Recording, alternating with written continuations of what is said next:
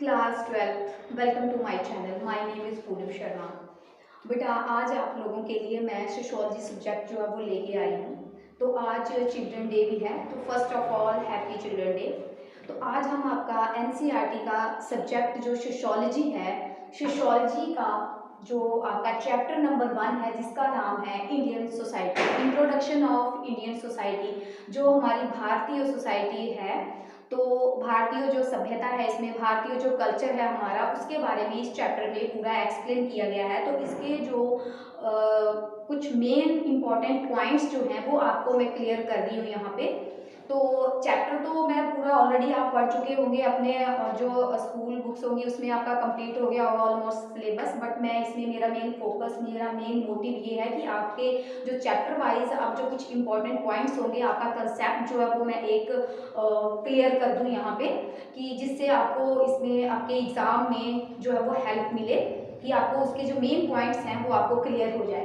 तो हमारा चैप्टर है इसमें इंडियन सोसाइटी। तो इंडियन सोसाइटी क्या है कि जो हमारा यह भारतीय जो सभ्यता है उसमें ये इंडियन सोसाइटी में वो सारी चीज़ें जो है वो बताई गई हैं इस चैप्टर में। तो जैसे कि इसमें है हमारा जो सोशल स्ट्रक्चर है, तो जो हमारा सोशल स्ट्रक्चर जो है वो क्या है, इसमें male and female, adult and children, various occupation and religious groups, जितने भी mails females adult and children जो भी हैं या उनका जो ऑक्यूपेशन है, वो सारे जो ग्रुप है, एक रिलीजियस ग्रुप जो धार्मिक ग्रुप है, वो भी इसमें हमारे सोशल स्ट्रक्चर में आता है। और इसका मेन सेकंड पॉइंट है inter relationship between parents and children.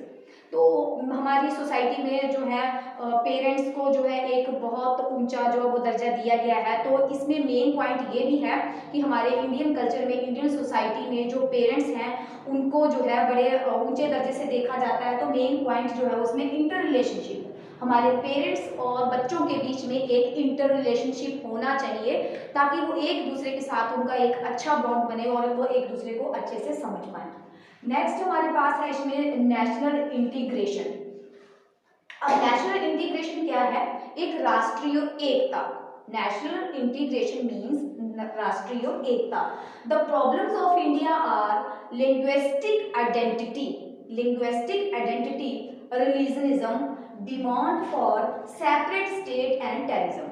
सबसे बड़ी बात, सबसे मेन प्रॉब्लम जो है वो इंडियन सोसाइटी में यही है कि जितने भी लोग एक सोसाइटी में रहते हैं उनमें एक नेशनल इंटीग्रेशन का बहुत लैक होता है, यानी कि जिसको हम बोल सकते हैं लैक ऑफ इंटीग्रेशन। उनमें एक एकता जो है वो नहीं होती है, वो एकजुट कभी नहीं होते हैं, क्योंकि उनमें मेन प्रॉब्लम क्या आती है? मेन प्रॉब्लम है उनमें लिंग्विस्टिक आइडेंटिटी, इट मीन्स भाषा संबंधित प्रॉब्लम्स। जितने भी भारत में जितने भी लोग रहते हैं उनकी अलग अलग लैंग्वेजेस हैं, तो वो अपनी लैंग्वेजेस लेके चलते हैं। तो एक ये भी हमारी नेशनल इंटीग्रेशन का एक मेन मुद्दा बन जाता है। दूसरा होता है इसमें, दूसरा पार्ट है रिलीजिज्म, यानी कि जो धार्मिक चीज़ों से जुड़े हुए हैं हम, तो धार्मिकता भी एक इसमें बड़ी प्रॉब्लम क्रिएट करता है। और नेक्स्ट है हमारे पास demand for separate states and terrorism और जो सेपरेट स्टेट्स की डिमांड होती है कि हम उस स्टेट से हैं, हम इस स्टेट से हैं, अनदर स्टेट, तो सबकी लैंग्वेजेस और स्टेट वाइज उनका कल्चर जो वो बिल्कुल डिफरेंट होता है, जिसकी वजह से बहुत सारी प्रॉब्लम्स जो नेशनल इंटीग्रेशन जो है वो प्रॉब्लम्स उसमें क्रिएट हो जाती हैं। नेक्स्ट इसमें एक और मेन पॉइंट है इसमें कम्युनिटी आइडेंटिटी। कम्युनिटी आइडेंटिटी क्या है? उसमें कम्युनिटी आइडेंटिटी में हमारा the languages and culture values, सबकी लैंग्वेजेस डिफरेंट है और सबका कल्चर जो है वो भी बिल्कुल डिफरेंट है। उसके बाद आता है एक और मेन पॉइंट, सेल्फ रिफ्लेक्सिविटी।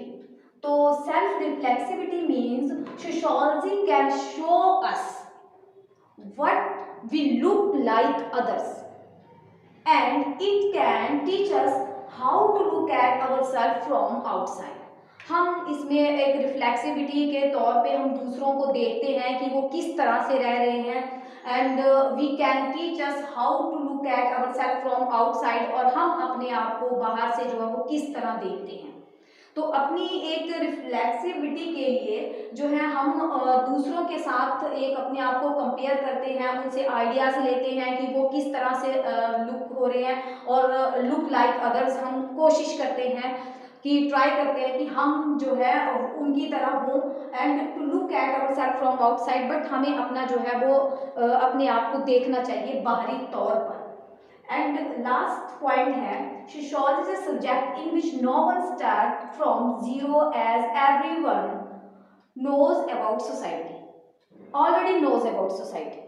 अब मेन पॉइंट सोशियोलॉजी सब्जेक्ट में क्या आता है, इसका हम दूसरों के साथ इसको जब डिफरेंस निकालते हैं सोशियोलॉजी सब्जेक्ट का, तो सोशियोलॉजी जो है एक ऐसा सब्जेक्ट है अदर सब्जेक्ट्स के according in which no one start from zero, जो कि एक जीरो से स्टार्ट है and as everyone already knows about society, because यहाँ पे हर कोई जो है वो सोसाइटी को जानता है and it means we know a lot about the society in which we live and interact. हम सोसाइटी में रहते हैं और सोसाइटी मीन्स कि हम एक दूसरे से इंटरेक्ट होते हैं और इंटरेक्ट होते हैं which we live and interact रहते हैं, इंटरेक्ट होते हैं, एक दूसरे को देखते हैं, हम फेस करते हैं एंड दिस प्रायर नॉलेज, ये जो हमारा नॉलेज है प्रायर नॉलेज यानी कि हमारा ये जो नॉलेज है जो हमें पहले से ही गेन है with society is both an advantage and disadvantage for sociology.